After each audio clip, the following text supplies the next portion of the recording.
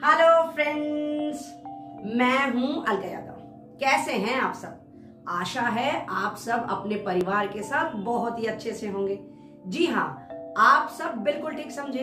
एक बार फिर से हाजिर हूं आप सबके लिए एक और कहानी लेकर, और आज की कहानी का नाम है व्यवहार का ज्ञान। एक बार की बात है, एक बार एक गांव में 4 महिलाएं कुएं पर पानी भरने के लिए गई हुई थी।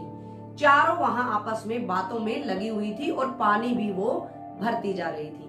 बातों बातों में एक महिला ने बताना शुरू किया कि उसका बेटा काशी से पढ़कर आया हुआ है और संस्कृत का बहुत ही बड़ा विद्वान है। उसको सारे श्लोक, सारे संस्कृति के जो ग्रंथ हैं, मुंह जबानी रटे हुए हैं। इसके बाद इतना सुनना था कि दूसरी महिला को लगा मैं क्यों पीछे रहूं। उसने भी बताना शुरू किया कि मेरा बेटा भी बहुत ही ज्यादा बुद्धिमान है, उसने ज्योतिष की शिक्षा हासिल की है और वो जो भी भविष्यवाणी करता है वो सही निकलती है। एक भी भविष्यवाणी उसकी खाली नहीं जाती है। इसके बाद तीसरी महिला ने भी बताया कि मेरा बेटा भी बहुत ही ज्यादा पढ़ा लिखा है और वो दूसरे गांव के एक स्कूल में पढ़ाने के लिए जाता है। तीनों की इस तरह की बातें चल रही थी कि चौथी महिला बिल्कुल ही चुपचाप अपना काम किए जा रही थी। तीनों में से एक ने उस चौथी महिला से पूछा कि तुमने बताया नहीं तुम्हारा बेटा कितना पढ़ा हुआ है। चौथी महिला ने बड़े ही शांत भाव में बताया कि मेरा बेटा बहुत ज्यादा पढ़ा हुआ नहीं है, वो थोड़ा बहुत ही पढ़ा है, हाँ, लेकिन वो खेतों में काम करता है और बड़ी ही मेहनत के साथ वो काम करता है। सिर्फ इतना सुनना था कि तीनों महिलाएं मंद मंद मुस्कुराने लगी।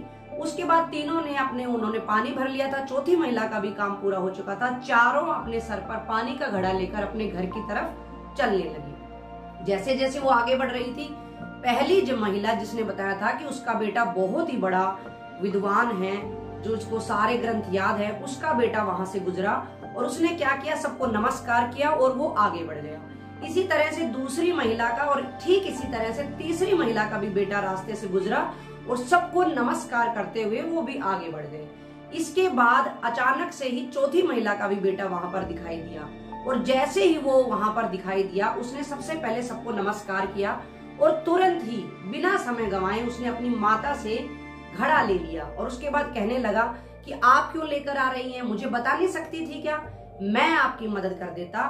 और इस तरह से उसने वो पानी का घड़ा अपने ऊपर उठा लिया और वो अपने घर की तरफ चलने लगा। ये सारा वाक्या देखकर तीनों महिलाएं अपने ही अंदर शर्म महसूस करने लगी। तीनों को समझ आ चुका था कि कहां पर उनकी गलती है और वो कहां क्या कर रही थी। और जो चौथी महिला थी उसको बहुत ही ज्यादा खुशी हुई। तो देखा बच्चों और दोस्तों, कहानी भले ही छोटी सी है, लेकिन छोटी सी कहानी हमें बहुत बड़ी शिक्षा दे जाती है कि हमारे बच्चे भले ही कितनी ही शिक्षा हासिल क्यों ना कर ले, जब तक उनको व्यवहारिक ज्ञान नहीं आएगा तब तक उनकी शिक्षा अधूरी है। अगर मैं आज की बात करूं तो आज न जाने हमारे देश से हम सब के ही बच्चे कितने ही बड़े बड़े पदों पर पहुंच चुके हैं। कोई इंजीनियर बन चुका है, डॉक्टर बन चुका है, साइंटिस्ट बन चुके हैं और न जाने इससे भी बड़े बड़े कितने ही पदों पर वो काम कर रहे हैं। लेकिन मेरा मानना है कि हम अपने बच्चों को शिक्षा हासिल करने में पूरी सहायता करते हैं और शिक्षा उनको दिला भी देते हैं, उच्च पद भी उनको मिल जाते हैं। लेकिन कहीं ना कहीं हमारी तरफ से जो एक कमी रह रही है कि हम अपने बच्चों को शिक्षा के साथ साथ व्यवहारिक ज्ञान नहीं दे पा रहे हैं। अगर हम अपनी जनरेशन की बात करें या हमसे भी पहले वाली जनरेशन की बात करें तो आप ध्यान देंगे उनके पास जितना व्यवहारिक ज्ञान था हमारे पास उनसे कम था। और अब अगर हम इस जनरेशन की बात करें तो बिल्कुल ही जो व्यवहारिक ज्ञान है वो बहुत ही ज्यादा घटता जा रहा है, या यूं कहूं न के बराबर बचा हुआ है। तो आज इस कहानी के माध्यम से ना केवल आप लोगों को बल्कि मैं खुद को भी अभिप्रेरित करना चाहूंगी कि आज से हम अपने बच्चों को ना केवल किताबी शिक्षा देंगे बल्कि उनको व्यवहारिक ज्ञान भी पूरी तरह से देंगे। याद रखें, जीवन का महत्वपूर्ण पहलू व्यवहार का ज्ञान है। व्यवहार के ज्ञान की भले ही कोई आर्थिक कीमत ना हो, उसकी कोई वैल्यू ना हो, लेकिन एक अच्छा व्यवहार करोड़ों दिलों को खरीदने की ताकत रखता है।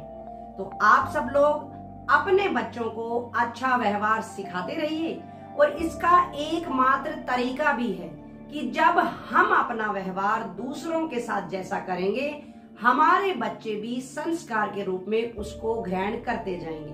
तो दूसरों के साथ अच्छा व्यवहार करते रहिए, अपनी जनरेशन को अपने संस्कार पहुंचाते रहिए। खुश रहें, सुरक्षित रहें, मेरे साथ यूं ही बने रहें। फिर मिलेंगे दोस्तों, नमस्कार।